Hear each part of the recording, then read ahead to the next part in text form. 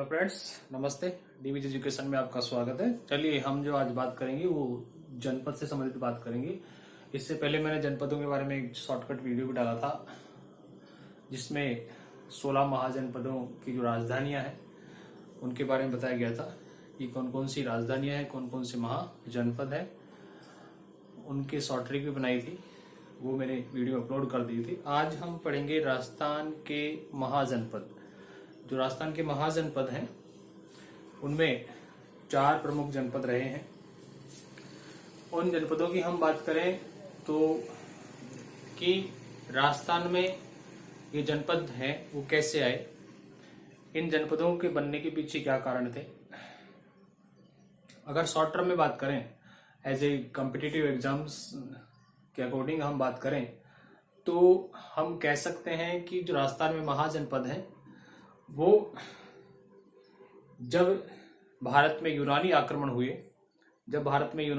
हुए थे उस समय पंजाब से कुछ विशेष जातियां निकलकर कहाँ आ गई थी, हमारे यहाँ राजस्थान में प्रवेश कर गई थी अपने आप को बचाने के लिए। जिनमें प्रमुख रूप से हम बात करें तो मालव, माल, सिवी और अर्जुनायन, ये 3 जातियां थी। इसके अलावा और भी जातियां थी, मुख्य रूप से 3 जातियों को कोई किया गया है। मालव, सिवी और अर्जुनायन, ये जातियां किससे संबंधित थी? पंजाब से। लेकिन ये यूनानी जब आक्रमण हुए तो उस दौरान ये राजस्थान में प्रवेश कर चुकी थी और इन्होंने हमारा जो पूर्वी राजस्थान है उसमें इन्होंने क्या किया, अपना जो शासन है वो स्थापित किया। पूर्वी राजस्थान आप जानते हैं, ये हमारा राजस्थान का मैप है।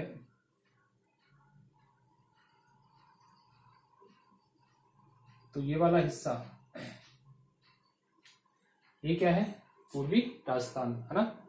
तो यहाँ इन्होंने अपना जो शासन है वो स्थापित किया।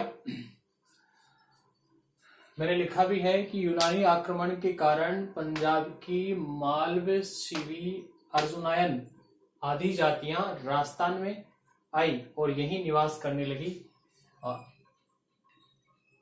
इनसे ही पूर्वी भाग में जनपद व्यवस्था का प्रारंभ हुआ। मतलब इन्हीं जातियों के द्वारा राजस्थान में कौन सी व्यवस्था लागू की गई? जनपद की व्यवस्था लागू की गई। अब हमारे मन में यह आता है कि जनपद और जो महाजनपद है उनमें डिफरेंस क्या होता है। तो मैं बात करूं या मेरे हिसाब से बताना चाहूं आपको, तो मान लीजिए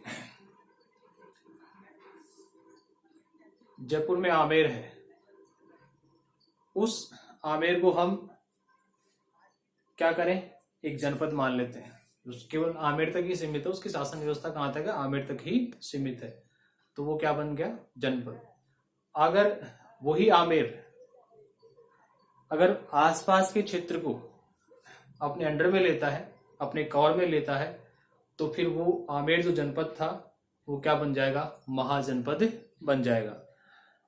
कहने का मतलब ये है, जनपद मीन्स हम शॉर्ट टर्म में समझे तो कह सकते हैं एकल छवि होती है, और जो महाजनपद होता है वो बहुल छवि होती है। मीन्स एक राज्य और एक से अधिक राज्य, ये वाली बात है महाजनपद। हम राजस्थान के महाजनपदों में पढ़ेंगे। राजस्थान में 4 महाजनपद थे। कितने? 4 महाजनपद, जिनमें बात कर लें हम तो पहला तो जांगल, जिससे जांगल, कुरु जांगला और माद्रे जांगला, तीनों एक ही हैं, अलग अलग नहीं है। उसके बाद में दूसरा है मत्स्य महाजनपद।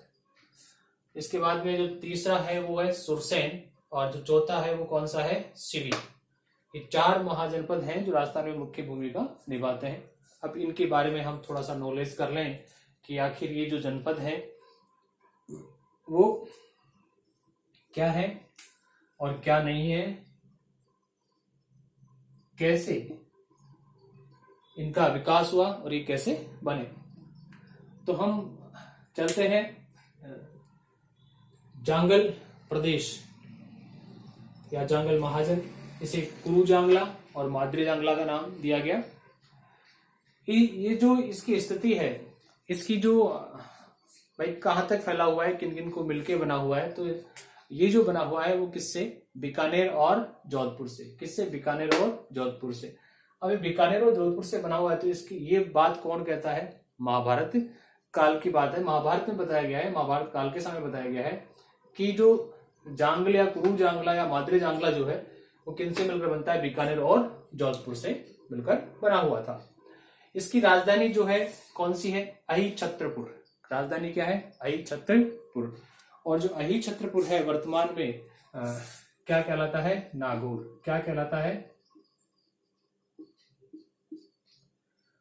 ना। तो ये इसकी राजधानी बनी।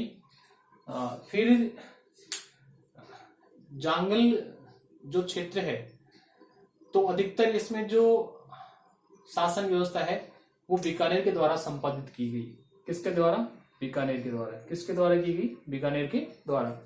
तो जो बीकानेर के राजा थे वो अपने आप को क्या मानते थे, जांगल देश के राजा मानते थे। क्या मानते थे भाई, जांगल देश के राजा मानते थे। क्योंकि हमने ऊपर पढ़ा कि ये कहाँ, बीकानेर और जोधपुर से मिलकर बना हुआ है। तो इसके जो राजा थे वो स्वयं को क्या मानते थे, जांगल देश, जांगल देश के राजा मानते थे। और अपने आप को क्या कहते थे, जांगलदर बादशाह कहते थे। अपने आप को क्या कहते थे, जांगलदर बादशाह कहते थे।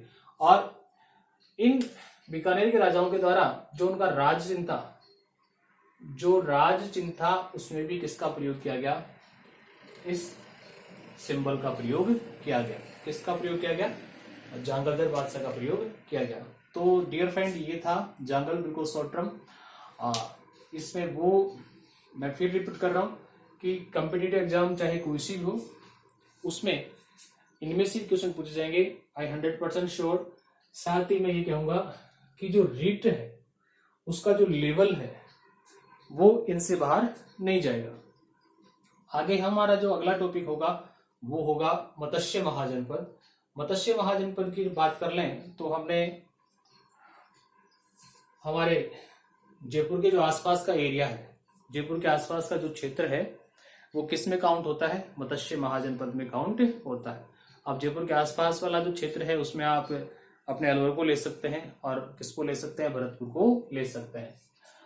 भाई अलवर, भरतपुर और जयपुर ये क्या है, सारे किस में काउंट होते हैं, मत्स्य महाजनपद में काउंट होते हैं।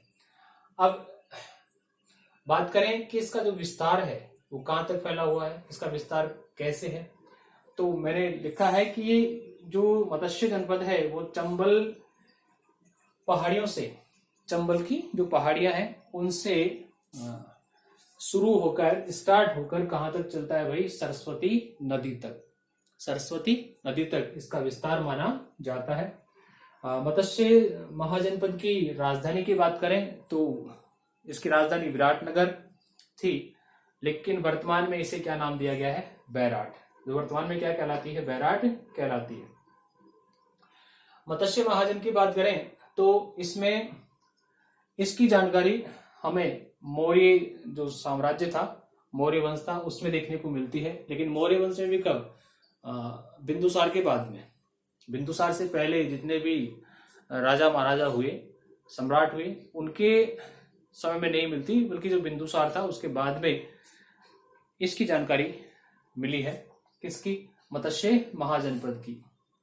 साथ ही इसमें एक बात और देखें कि जो हमारी महाभारत है, महाभारत जो काव्य है, उसके अकॉर्डिंग हम बात करें तो उसमें बताया गया है कि जो मत्स्य महाजनपद है उसमें कौन सा राजा, सहाज, सहाज नामक राजा, सहाज नामक राजा किस पर शासन करता था भाई, दो महाजनपद पर। कौन सा, चेदी और मत्स्य। चेदी और मत्स्य किस पर शासन करता था, चेदी और मत्स्य पर शासन करता था। कौन, सहाज नामक राजा। जो मत्स्य महाजनपद था प्रारंभ में किस में था भाई, चेदी राज्य में, क्योंकि ये दोनों मिले हुए थे। प्रारंभ में किस में था, चेदी राज्य में, लेकिन कालांतर में धीरे धीरे धीरे धीरे एक बड़ा महाजनपद उभरा। कौन, मगध, और फिर उसका हिस्सा बन गया। कौन बन गया, मत्स्य महाजनपद। तो डियर फ्रेंड, ये थे दो राजस्थान के महाजनपद, जांगल, पूर्व जांगला, मातृ जांगला, या दूसरा था मत्स्य महाजनपद। आगे हम तीसरे महाजन की बात करें तो ये तीसरा महाजनपद क्या है? सुरसेन। कौन सा है? सुरसेन। इसकी राजधानी क्या है भाई? मथुरा। राजधानी क्या है? मथुरा है। इसकी जो स्थिति की बात करें तो ये आधुनिक ब्रज में है। जो ब्रज है यूपी में स्थिति वहां है इसकी। अब जो यूनानी लेखक हैं, यूनानी राइटर हैं, वो इसको क्या कहते हैं? सुरसेनोई। जो सुरसेन है उसको क्या नाम दिया गया है? सुरसेनोई। और जो राजधानी मथुरा है उसे क्या नाम दिया उन्होंने? मैथुरा। क्या नाम दिया? मैथुरा। और कहा जाता है कि इसमें जो यदु वंश है, यादव वंश है, उसका शासन माना जाता है। इसके जो क्षेत्र हैं, सुरसेन के जो क्षेत्र हैं, वो हम काउंट करें तो भरतपुर, धौलपुर, करौली व अलवर का कौन सा भाग?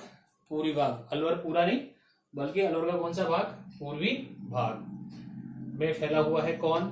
सुरसेन। और ये भी कहा जाता है कि जो वासुदेव जी के पुत्र हैं कृष्ण, वो भी इस जनपद से संबंध रखते थे। अब जो अगला टॉपिक है हमारा फ्रेंड, वो क्या है? सीवी। कौन सा टॉपिक है? सीवी। अब जो सीवी है तो सीवी जाति से संबंध रखता है। ये भी कहाँ की जाती है भाई? कहाँ की जाती है ये? पंजाब की। हमने ऊपर ही पढ़ा था कि यूनानी आक्रमण के समय मालव, सीवी, अर्जुनायन ये जातियां आई थी, तो उनमें सीवी भी थी। जो सीवी जाति है उसने राजस्थान में अपना शासन स्थापित किया। राजधानी किसे बनाई? शिवपुर को। राजधानी किसे बनाई भाई? शिवपुर को। अब जो राजा सुसीन, कौन? राजा सुसीन ने शिवी जाति, राजा सुसीन ने शिवी जाति को 10 राजाओं के युद्ध में हराया। किसने हराया? राजा सुसीन ने किसको हराया? शिवी जाति को। कौन से युद्ध में? 10 राजाओं के युद्ध में। इसकी जो स्थिति है, शिवी महाजनपद की जो स्थिति है वो कहाँ है? सुरकोट, सुरकोटड़ा जिसे हम ये भी कहते हैं, सुरकोट में है। और ये कहाँ है? पाक में, मीन्स पाकिस्तान में है। दक्षिण पंजाब की सीवी जाति का मेवाड़ में निवास। ये हम इस सीवी की बात कर रहे हैं कि जो दक्षिण पंजाब की जो सीवी जाति है उसने कहाँ अपना आधिपत्य बनाया? मेवाड़ में। और मेवाड़ जो है वो किससे संबंधित है? चित्तौड़। किससे संबंधित है भाई? चित्तौड़, उदयपुर और प्रतापगढ़, राजसमंद, ये वहीं पे अपना निवास बनाया। किसने बनाया? सीवी जाति ने। इन्होंने चित्तौड़ के पास ही एक नगरी क्षेत्र है, उसको भी क्या बनाया? राजधानी बनाया। किसको? नगरी क्षेत्र को भी क्या बनाया? राजधानी बनाया। सीवी जाति संबंधित या सीवी महाजनपद से संबंधित मंदसौर जो है क्षेत्र, उसमें 5 गुहा लेख मिले हैं। मतलब 5 गुफाएं मिली हैं जिन पर लेख लिखे हुए हैं इनके बारे में। और सीवी जो जनपद है, महाजनपद है, उसका विस्तार पश्चिम से लेकर दक्षिण पूर्व तक फैला हुआ है। पश्चिम से लेकर दक्षिण पूर्व तक इसका विस्तार फैला हुआ है। तो डियर फ्रेंड, ये था राजस्थान के महाजनपद का टॉपिक, जिसमें 4 मुख्य महाजनपद हमने पढ़े। जांगल पढ़ा, मत्स्य पढ़ा, सुरसेन पढ़ा और सीवी पढ़ा। Dear friend, according to the competitive examination की हम बात करें तो ये सभी के लिए एक तरह से मोस्ट क्वेश्चन अवेलेबल कराएगा। साथ ही मैं आपसे पॉलिटिकली रिक्वेस्ट करूंगा कि आप मेरे वीडियो को अधिक से अधिक लाइक करें, शेयर करें और चैनल को सब्सक्राइब करें। साथ ही फेसबुक पेज पर डीबीजी एजुकेशन, फेसबुक पेज पर डीबीजी एजुकेशन